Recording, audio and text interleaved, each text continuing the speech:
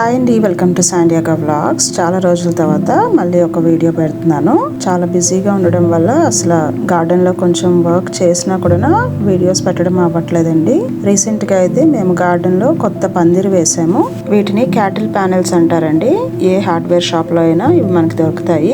ఇదైతే నేను వేరే ఫ్రెండ్ దగ్గర కొన్నాను. తను ట్రాక్టర్ సప్లైలో కొంది. ఈచ్ ప్యానెల్ కాస్ట్ అరౌండ్ $32 ఉంటుంది. ఇక్కడ మా పిల్లలు హెల్ప్ చేస్తున్నారు అది వేయడంలో. అది కొంచెం బరువు అయితే ఉంది.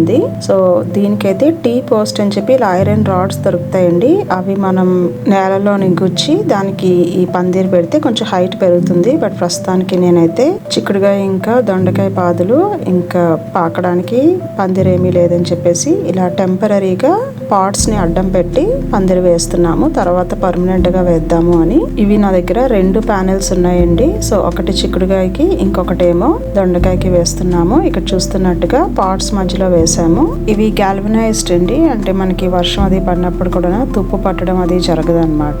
తక్కువ కాస్ట్ లోని శ్రమ లేకుండా ఇది ఈజీగా వేసుకోవచ్చండి. రెండోది కూడా మేము సెటప్ చేస్తున్నాము. మా పాత ఇంట్లో ఉన్న ఐరన్ ప్యానెల్స్ కూడా ఉన్నాయండి. దాంతోని బీరకాయలు అవి సీజనల్ వెజిటబుల్స్ ఆనపకాయ ఇంకా దోసకాయ లాంటివి పండించడానికి సెపరేట్ పందిరి తర్వాత వేస్తాను. ప్రస్తుతానికి ఈ 2 అయితే మాత్రం ఇంకా చిక్కుడుకాయ అండ్ దొండకాయ కోసం వేసాను. పందిరి వేయడం అయితే అయిపోయిందండి. ఇక్కడ చూస్తుంది దొండకాయ తీగ. ఇది లాస్ట్ ఇంట్లో అయితే పందిరంతా పాకి బోల్డెన్ దొండకాయలు కూడా కాసింది. నేను హార్వెస్ట్ వీడియోలు కూడా అప్పుడు పెట్టాను. బట్ ఇంకా షిఫ్టింగ్ అప్పుడు దీన్ని ప్రూన్ చేసి తీసుకొచ్చాము. సో ఇప్పుడు నా దగ్గర చిన్న మొక్కే ఉంది.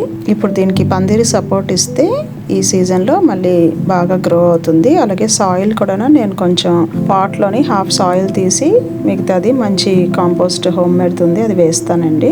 ఎవెన్చువల్లీ అయితే వీటిని నేల మీద నాటుతాను ఈ పాదులు. బట్ ప్రస్తుతానికైతే నాకు పాట్లో గార్డెనింగ్ చేసుకోవడం బాగా అలవాటు అయింది కాబట్టి అది నాకు ఈజీగా అనిపిస్తుంది. నేల మీద అయితే పురుగుల్ని వాటిని కంట్రోల్ చేయడం చాలా కష్టంగా ఉందండి. జుకీనీ మొక్కలు అలాగే మిరపకాయ మొక్కలు కూడా నేను నేల మీద వేసాను. తోటకూర కూడా. బట్ స్లగ్స్ అవి ఆల్రెడీ కొన్ని మొక్కలను తినేసాయి.